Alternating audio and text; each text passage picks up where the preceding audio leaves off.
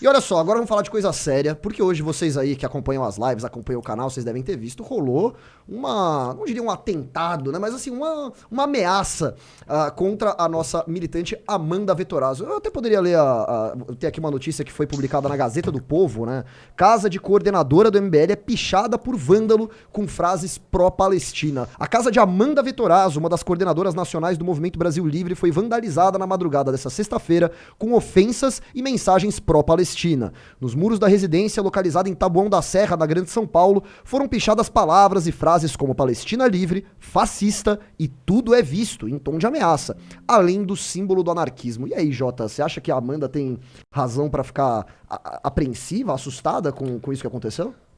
Merreiro, boa noite novamente. Eu acho que ela tem razão de sobra pra isso, porque cabe ressaltar a covardia dessas pessoas que se julgam defensoras da democracia, dessas pessoas que muitas vezes se julgam pertencentes a um grupo político altruísta, se julgam pertencentes a uma vertente política que busca combater as desigualdades, que busca trazer para as mulheres maiores direitos.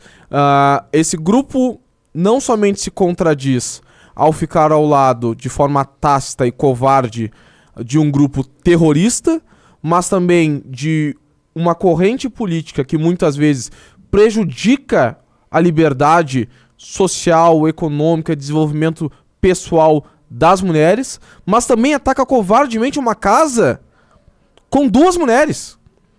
E aí entra o meu maior motivo de solidariedade com a Amanda, porque a Amanda mora sozinha com a mãe dela. Então assim, imagina a apreensão que uma casa com apenas duas mulheres, uma casa, não é um condomínio fechado, que muitas vezes quem pichou a casa da Amanda, né, que se diz, vamos lutar pela Palestina, que mentira, que tá apoiando o terrorista, essa pessoa mora num condomínio fechado, comprou a latinha de tinta em alguma lojinha virtual, pagou um dinheirão de teleentrega na sua casa e quis pagar uma de revolucionário, de defensor da liberdade e dos direitos da Palestina e foi lá pichar a casa de duas mulheres. De duas mulheres. Eu fico estressado, fico triste com essa história toda, e comentei inclusive com o Bahia hoje na live da tarde que a minha psicóloga ela mandou eu ficar longe de assuntos que me mexem comigo muito emocionalmente. Então eu queria deixar um beijo pra Amanda, pra mãe dela, todos os meus sentimentos e desejo de justiça que certamente vai acontecer. Se não, a dos terrenos pelo menos a divina, né? Então falou que era o pai de santo hoje? Então deixa comigo. Eu vi que você falou aí que você tá fazendo, que a sua psicóloga, é verdade isso, ela pediu pra você não ficar em assuntos que me estressam demais. Por isso que eu, por exemplo, a guerra do Hamas, que é algo que eu enjoei já, eu não comento mais, né? Fica complicado participar de um programa onde você comenta de notícias do Brasil, tentando evitar coisas que te estressam. Pois à medida do possível a gente vai tentando. Silvio Almeida é um nome que eu não falo mais, por exemplo. Esse negrão tá fora do meu vocabulário.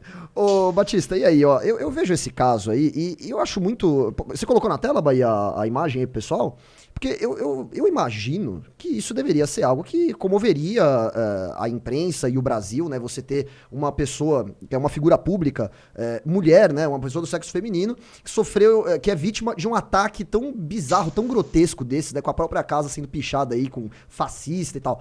Você acha que se ela fosse uma militante do PSOL, por exemplo, alguém fosse pichar a casa dela lá, estaria muito diferente a situação? Eu não tenho a menor dúvida. Inclusive todos os movimentos... Cara, eu não vi uma feminista... Assim, Bahia, tu que acompanha mais, teve alguma feminista de esquerda falando sobre o caso? Cara, pior que teve. Teve quem? A Marina Lou. Ok. Mas ela é uma pessoa um pouco mais... Sim, um pouco mais centrada. Esquerda limpinha, né? Esquerda limpinha. Exatamente. De resto... Não. Cara, nada fora do normal. E é muito engraçado. Volta uma imagem ali, ô Bahia. Essa ali... Não, a outra. Essa aí, ó. Fascista, chora fascista. Aquela que o fascista tá escrito errado. Essa aí, ó. Isso é a representação clara do que é a esquerda, né? Que os caras são convictos de algo que eles não têm a menor ideia do que é, tanto que não sabem escrever. Se ele não sabe escrever fascismo, você tem alguma dúvida de que ele não sabe o que é fascismo? E assim, não subestimem onde esses caras podem chegar pela convicção deles.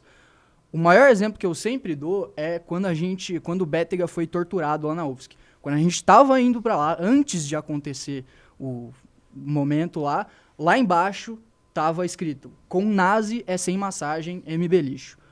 Eles bateram no Bétega, torturaram o Bétega achando que estavam batendo num nazista. Por quê? Eles não sabem o que é isso. Eles não têm a menor ideia do que é isso, mas eles são extremamente convictos dessa situação. Então, não tem muito o que falar. Eu simplesmente espero que a investigação ocorra e o cara seja preso. Não, e você preso colocou... não, né? Não tem prisão pra pichação, mas... É uma contravenção. O cara pode sofrer com a lei penal, sim. Mas olha só, você tocou num ponto que é muito interessante, que seria justamente minha próxima pergunta, que eu vou passar a bola pro Pedro aqui. Ô, Pedro, a gente vê muito esse discurso, como o Matheus colocou, né?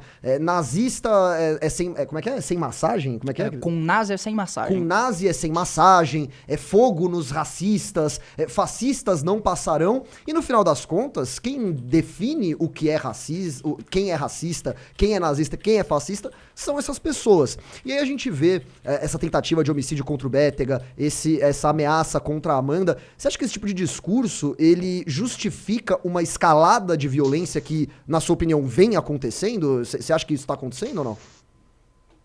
Essa escalada de violência vem acontecendo, mas tem um claro duplo padrão. À direita, acontecem casos como esse, aqui na frente da Câmara mesmo, no Rio de Janeiro, já tivemos 2 protestos pró-Palestina em que foi dito: Hamas são heróis, elogiando a atuação do Hamas. Se isso não é defesa aberta e clara do terrorismo, eu não sei o que é. Mas isso passa batido, não gera nenhuma grande repercussão nem comoção na mídia. Assim como o caso da Amanda. Cadê as grandes repercussões? Cadê os comentaristas da CNN, da Globo News? O Marcelo Tais, que esses dias estava no Twitter, né, e numa rede também, criticando o MBL pela sua atuação. Esse caso da Amanda, ele vai falar alguma coisa? Ele vai criticar o absurdo de terem ido lá pichar? Ou seja, a mídia não só não repercute igual, como foi muito responsável nesse caso, porque divulgou o endereço da Amanda.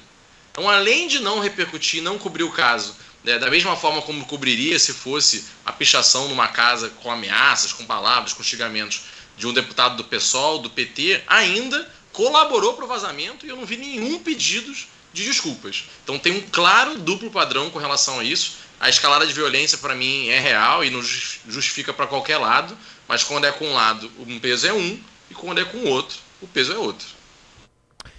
Olha, eu vejo com uma preocupação muito grande isso, né? Porque qual que é a intenção de um cara que picha, né, a casa de outra pessoa falando assim, fascista, né? Ele basicamente tá dizendo, olha, nessa residência mora uma pessoa fascista, né? Uma pessoa indesejável, uma pessoa que merece o que há de pior. Então, naturalmente, o que ele espera é que outras pessoas vejam, aqui mora uma fascista, então eu vou agredir essa pessoa, eu vou xingar essa pessoa na rua. Você acha, Jota, que essa pode ter sido a intenção do cara que fez isso? É uma intenção covarde. Eu acho que tem 2 intenções. Eu acho que a primeira foi muito assertivo, que é nessa tentativa de... A gente viu recentemente, né, algo muito triste, que era um vídeo de uma senhora, durante o conflito acontecendo entre Israel e o Hamas, pichando uma loja, dizendo que ali moravam judeus, né, numa tentativa de deslegitimar aquela... Não sei se era uma residência, não sei se era algum local comercial. Teve em residência etc. e em comércio. Eu não sei qual dos 2 era, mas enfim, é algo muito próximo, né? Na tentativa de que mostrou-se um debate político totalmente contaminado no país, um debate tóxico, a partir do momento que a intenção de um grupo político é tentar deslegitimar a existência do diferente. Então isso é extremamente perigoso. A partir do momento que tu trata alguém aqui na nossa sociedade, fazendo uma análise situacional, como um fascista, tu está dizendo que aquela pessoa não é digna de ser considerada. É um discurso que deve ser anulado, varrido ou extirpado da sociedade, o que é extremamente perigoso.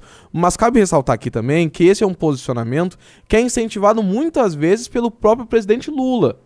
Muitas vezes o próprio presidente Lula tem mania de utilizar palavras que não podem ser relevadas. Ele usa essas expressões: extirpar, varrer, retirar, né? Então, assim, até que ponto o confronto de ideias, de certa forma, utilizada pela esquerda brasileira, não está se tornando intolerante ao ponto da gente classificar tudo que vem de oposição da parte deles como algo autoritário.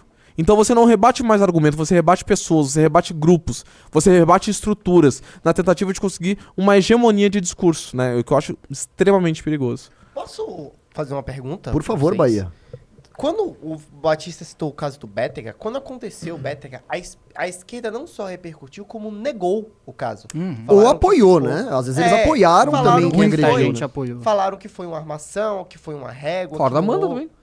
Por que isso não aconteceu agora? Por que ninguém falou, vocês armaram isso aí? Eu vi gente falando.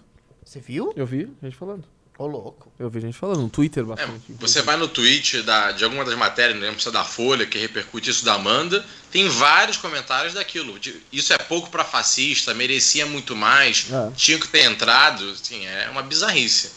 Na hora que é com a esquerda e as pessoas da direita sendo atacadas, vem muita gente legitimando a violência porque aquele clássico, com fascista só na ponta do fuzil. É um duplo padrão, mais uma vez, insisto isso, é um duplo padrão muito bizarro.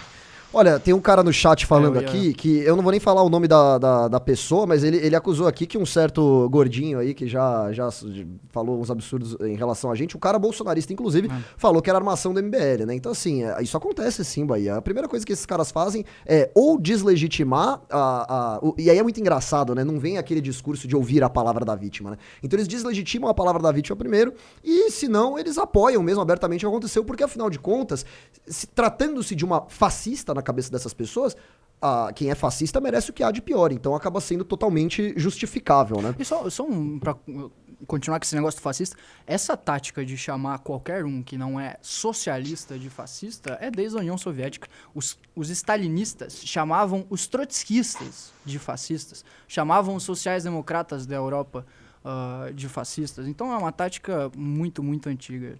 Aqui no Brasil, quantas charges a gente já não viu do PT e petistas chamando o PSDB de nazistas? O Alckmin, que hoje tá na vice-presidência da República, né? Fala, não, Pedro. só pra complementar, e todo mundo é nazista, todo mundo é fascista, menos aquela galera que abertamente prega o fim de Israel e o fim do povo judaico. Sim. Tirando esses, né, Hamas, essa galera que tá junto defendendo, eles são os únicos que não são chamados de nazistas. Todos os outros são.